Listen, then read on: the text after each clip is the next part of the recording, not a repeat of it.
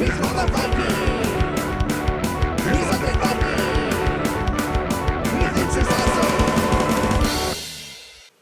everybody, it's me, Undead Viking. I want to take a little bit of time out of your day to talk to you about a game called Corrupted Kingdoms that is coming out from Artana.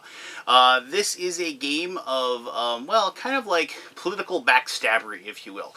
Each player will be taking on the role of a, like, fantasy corporation, like General Eclectic, if you will, you know, and the providing energy to the kingdoms, or Gretchen and Gretchen, those the two witches, you know, a family company. Or my favorite, which I'll show you here, Mainline Medical. We live forever, why can't you? You know, and obviously it's a vampire. But anyway, so it has kind of a whimsical, not so serious nature, but it is about basically these corporations, these mega corporations, if you will, that you know, just donate or exert influence over different members of the Senate or different members of like a royal cabinet, if you will, and they push for different laws and different, you know, like legislation that will go through that will benefit them. And then the more you can do that, the more that you can get things that benefit yourself and benefit your shareholders, the better off you're going to be, and you're going to score the most points. So the game is kind of essentially an area control game with a cool little voting mechanism thrown in.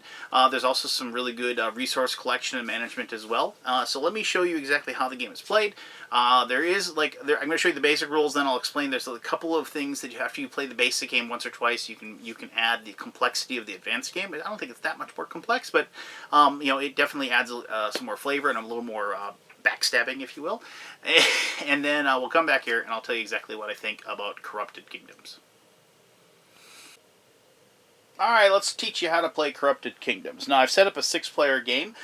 You can tell it's a 6-player game basically because you have 6 of these cards out. Those are the Guilty Pleasure cards. I'll explain what those are in just a little bit. And you also have 6 of these tokens, these favor tokens, and once again, I'll explain that in just a little bit. These tokens and cards are the same number as the number of people that are playing, so that's why we have 6 of those out. Also, you have 3 of the Kingdoms and 2 of the Senate cards out, and that is for the larger number of people as well. If you have less people, you're going to have less Kingdoms and less Senate cards. But anyway, regardless, I have one player board out here. I picked the Mainline Medical. I like the little vampire guy. He looks pretty smarmy there. And then, but there's the other player boards as well. And these are all, I like that guy. These are all the different companies, are basically the different monopolies, the different mega corps, if you will, that are trying to exert their influence over the different kingdoms and the houses of the Senate.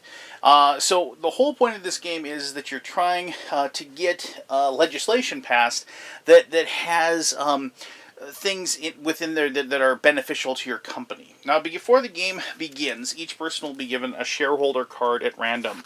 And these have these little symbols on the top here.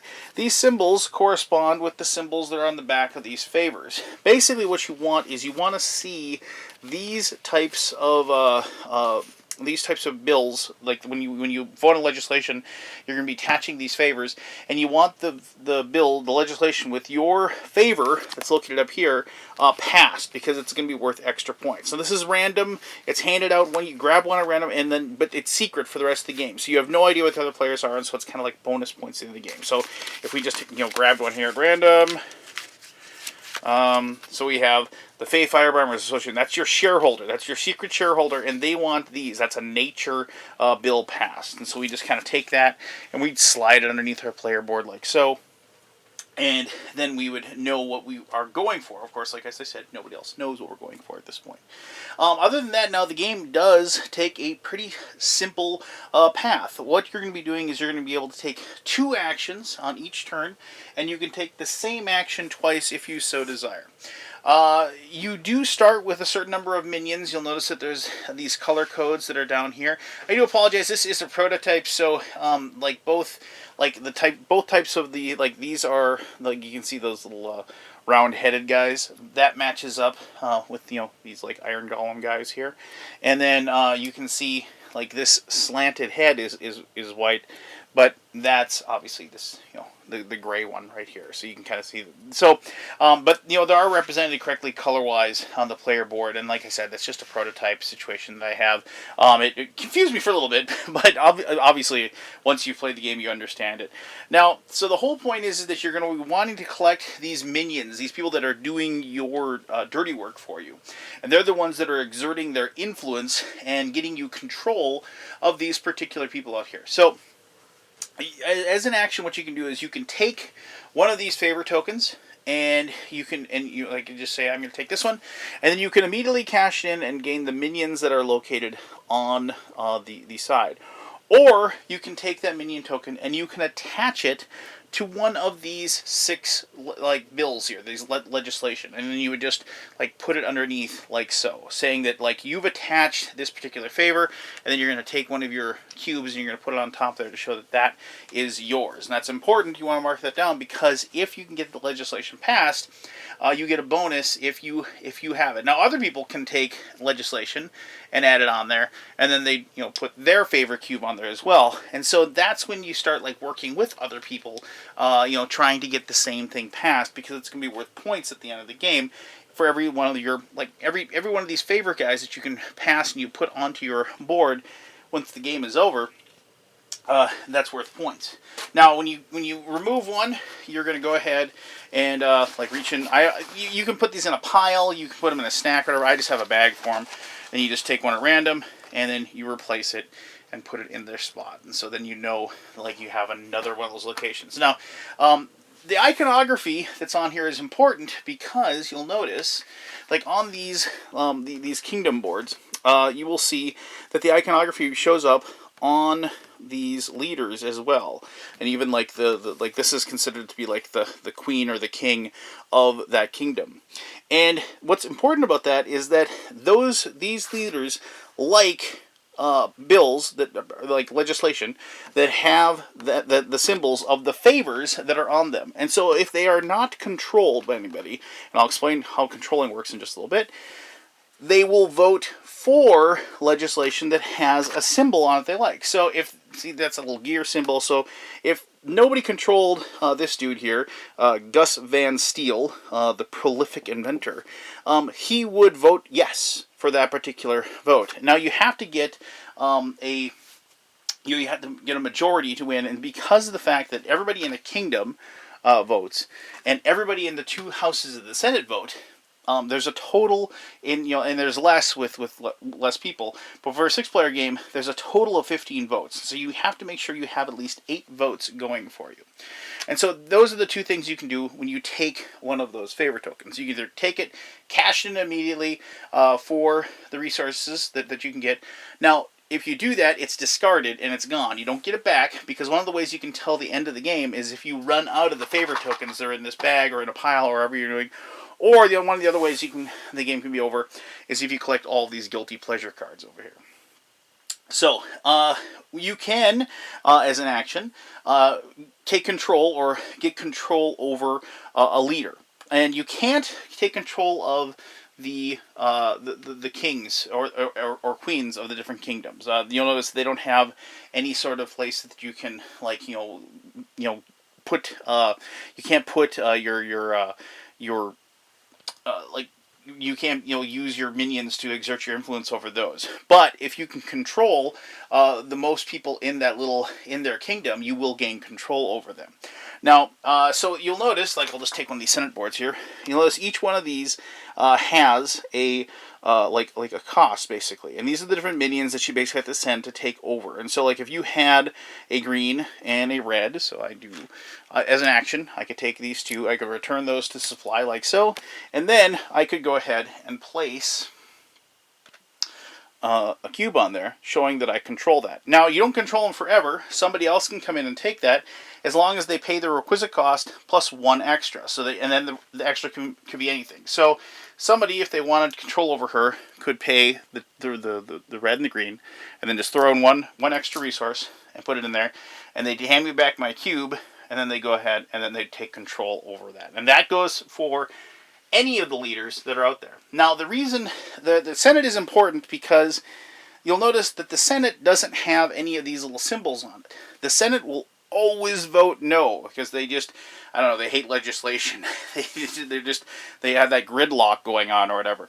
And so you want to have control over the Senate, and the Senate ends up being kind of hotly contested because of the fact that, like I said, they always vote no. And so if you have controlling interest in the Senate, you can really sway votes. Because when you have, as an action, you can say, let's vote on this legislation.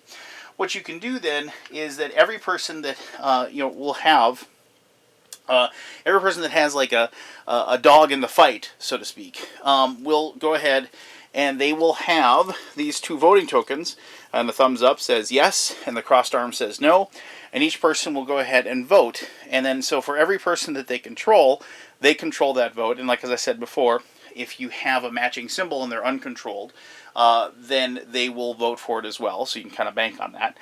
And, like I said, the Senate will always vote no, no matter what. So you got to make sure that you have a lot of those Senate seats, and you got to make sure other people are willing to vote.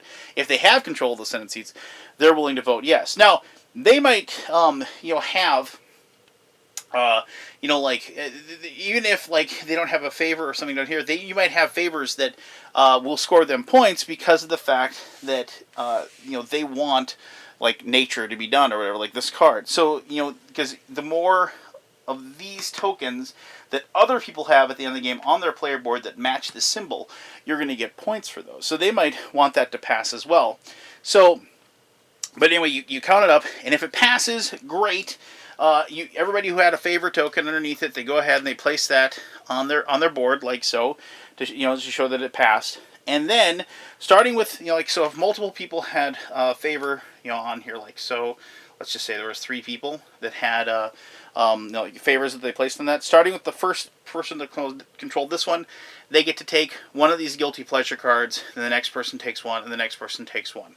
Any guilty pleasure cards that aren't taken are put on the bottom of the deck, and then you shuffle out and you deal out 6 more. Now, what are the guilty pleasures? Well, one, they can be worth bonus points at the end of the game, but also they have a little symbol on them.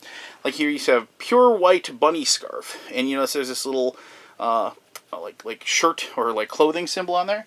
If you want to exert influence over a leader like so that has one of these symbols, you can use a guilty pleasure card and reduce the resource cost of controlling a leader by 1 for putting forth. If you have 2 of those cards, you could just use 2 of those cards, and you could not have to spend any resources to do so. If you have somebody else controlling it and you're stealing it from somebody, however, you still have to pay 1 resource. You can't use 3 cards. You have to spend at least 1 resource and those 2 cards, and then you could take over the leader that is in control, or the influence. You have the influence that way. Now, a couple other things about the voting that I want to make sure that I mention. The only people that can actually say that that can propose the vote to occur are people that have control over one of the leaders within the kingdom. If you just have control over the Senate, you can't push for a vote in a kingdom. You have to have control over a leader. Also, if there are 4 favor tokens on a particular bill or legislation, the vote will be triggered automatically at that point. It is quite possible if somehow the votes are tied. Now, obviously, it's that can possibly happen. If votes end up being tied, then the particular legislation will be tabled, and then everything remains the same until the next time somebody else votes. And then you can even have another favor put on there, and that would trigger an automatic vote as well at that point. I should also mention that when getting control of the queen, like I said, as soon as you have more leaders controlled in a particular location, then you will get it. So if you put one down there and nobody else had any control, you would have control over the monarch of that location. If somebody else came in and took one over, at this point they're tied, so they don't take it over. But if they place another one to get majority, then at that point it would be replaced. You have to have the majority, and you can't just be tied with it. And it wouldn't go like unowned or uncontrolled if there was like a one-on-one tie in that situation. Now, if the vote fails, so like let's say we put together all the votes, everybody votes yes or no, and we figure out who like the uncontrolled voters are. If a vote fails, you take all of the favors that was on the proposed bill. Now remember, you have like you can have like favors on both the bills, but only the bill you pick will be actually voted on. Not both bills don't get voted on at the same time. So like if you pick this one and it fails, you take those three and you put those in the discard pile. You don't put them back in the bag or back in your pile or whatever. They go in the discard pile, just like if you used them to get resources. And it should be mentioned that anything that's in the discard pile, you can look through those if you want to, because of the fact that there are 10 of each type of favor tokens, so you can see how many have been burnt, and so you can go through that at any time, so you know what's left. And then obviously the favors are wiped clean, and then you got to start fresh with that particular legislation. Now, as I said, the game will continue until you've either gone through all of the favor tokens or you've gone through all of these cards over there. As soon as that happens, the game ends. And, so if this deck is empty, the game immediately ends. If you are supposed to replenish and there's no tokens left in there, then the game ends. And you do one final vote for any legislation that has a favor token. So if you had like this, this, and like that, like so, like that, then you would start from the left and you'd do one final vote for each one. So you'd either, like, these favor tokens would either be scored or they'd be discarded. And then you go ahead and total up your points. Every favor that you have on your player board is worth 1 point at the end of the game. For every favor on in your opponent's score pile and everybody else's score pile that matches the symbol on your shareholder, that's worth 1 point as well. And then for every guilty pleasure card you still own, it's worth 1 point for every favor type in that player's scoring pile that matches the favor type of that guilty pleasure. So, like, this giant panda wrap, is this particular favor type. So you can actually get bonus points that way if you don't spend the guilty pleasure cards as a resource to control. And you can see that's why getting those guilty pleasure cards and holding on to them can be a big giant bonus. Now that's the basic game, and actually it's not a super complex game, but there's a lot going on with the basic game. Now, if you're going to play the advanced game, there are two things that get added to the game. For starters, each particular player has these. They're called chaos cards, and as with any game, they are cards that basically have powers that let you break the rules in some way. So each player, there's 6 for each one. So let me just grab the 6 for this particular. For the mainline medical. Randomly, you pick 3 of these, and the other 3 go back in the box. And of the 3 that you picked, you're going to pick 2 of these to hold on to in your hand. And so you go through them, and so Lifeblood, on your turn, when discarding a favor to receive minions, take a zombie and a devil as the 3rd and 4th minion. Then discard this card. Well, that's good. No more minions and fresh meat. On your turn, exchange ownership of up to 2 leaders you control with leaders controlled by opposing players. Then discard the card. So you can see there are just ways to break it up. So you take those 2, and then you have those, and you put them underneath your player board to be used at any time as you play the game. It's just another way you can kind of mess with people and change things up. The other big difference is that there's an added bonus for when the type of favor that is the first in line. So if you had this like that, only the first one in line would matter. So this is the first favor in line. Depending on the type, that a certain power is enacted when that particular legislation passes. If it's one of those shields, which is a defense bill, each player takes when they take a guilty pleasure. They also get to remove an opposing ownership token from a leader with a corresponding guilty pleasure type. So you look at and so you'd remove those. If a magic passes, a player takes their guilty pleasure. They get to choose to exchange a favor they control on a different proposed bill with a favor from the favor market. Whatever, I don't have any over here because I've been using them, but you understand what I'm saying. If the nature or environment passes before a player takes their guilty pleasure, they may choose one of the available guilty pleasures and place it at the bottom of the guilty pleasure deck, and then replace it with the top card from the deck. A freedom bill is a freedom. I don't think I have one out here. Freedom bills.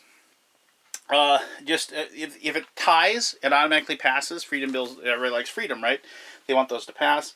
And finally, an industry, the gear. When an industry bill passes, then each player takes their guilty pleasure. They get to take 1 minion of their choice from the supply. But other than that, those two added rules, they don't add a bunch of complexity, but they do add, like I said, a little more player interaction, a little more knowledge as far as the type of favor that is, being placed on the bottom of each piece of legislation that is proposed. So there you go. I hope you have a pretty good idea of how Corrupted Kingdoms work. There is, I love the look of it. I love the idea of it. I can't help but think that at some point maybe this was more of a present day design, probably not so much the fantasy theme, which is fine. But I mean, I dig the fantasy theme. I like the whimsical nature of it, and I like I said, there's a lot going on. There's a lot of different control. I love area control games. I love resource management games, things like that, and I've had a lot of fun playing this with my gaming group. So let me talk more about that in my conclusion, which I'll do right now. Alright, thank you very much. I hope you have a pretty good idea of how Corrupted Kingdoms is played. If you've played games of influence area control type things, I think this game is going to be pretty simple for you. It's just like any other game. After you play the first couple rounds of it, you're just going to kind of get the flow of it. You're going to get the different synergies, the different actions, and the different cards and what have you. And the game will kind of click and flow. The first time I played it, obviously, was a little longer. I think the game lasted a little over an hour with 4 people.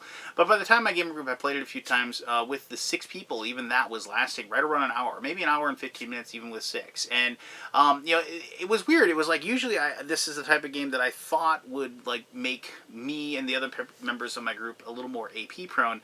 I thought that would cause, but I think the cool thing about this game is that even though the decision that you need to make isn't always right in front of you, it seems like you always have something interesting to do, and there's always something to explore, or just something to just mess with, like a monkey wrench that you can throw into somebody's gears, if you will, that will benefit yourself.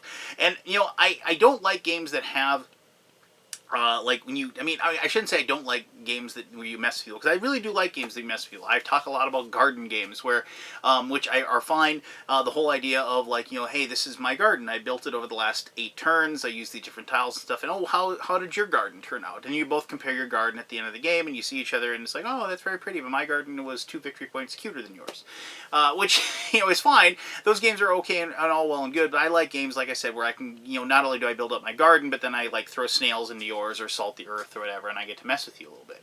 And I keep mentioning that. I want somebody to make that game. But anyway, so the thing is that, this is a game that, but I don't like games that, where you're backstabbing people just for the sake of backstabbing. I want it to actually do something. I want to see myself bettered as well as hurting you. And this game does that. It's like, yes, when you take control of somebody else's, if you take control over somebody else's leader, it's like that. It gives you an automatic bonus for having that leader. In the games I played, the Senate is very, very hotly contested, because you need to get control of the Senate. They're just going to vote everything down. There are 10 seats in the Senate, whereas there's only 5 in each prospective kingdom.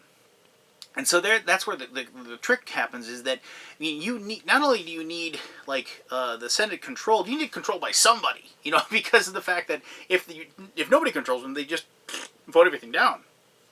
So you need at least probably about half of that Senate controlled and by somebody, and then you need the entire kingdom controlled, and then you got to count on the other people that control those things to kind of back you up. And so it's you find yourself, I wouldn't say semi-cooperative, but you do find yourself piggybacking on top of other people's decisions, and you want people to piggyback on top of you.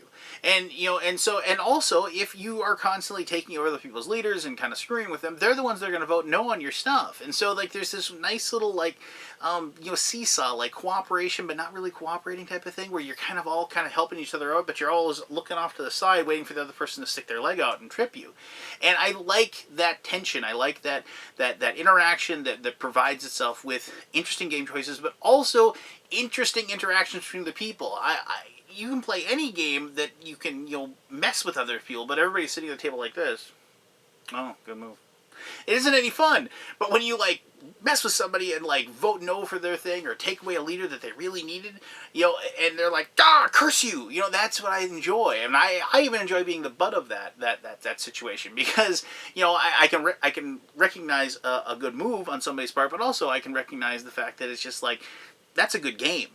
So it isn't like up to the level of like feelings getting hurt type of situation, but this definitely is a game that is challenging, that it is tough to, like, it is a crawling over the other people and to be successful and kicking them down the mountain so you can be all alone at the top. And I enjoy that type of game, and if you like that type of game, I think you really like Corrupted Kingdoms. So there you go. If you have any questions about the game, please ask away. I'll be happy to answer that to my best of my ability. As always, I really appreciate you taking the time to watch this video. And until next time, I am the Undead Viking, and I am telling you to have yourself one heck of an awesome day. Alright, bye-bye.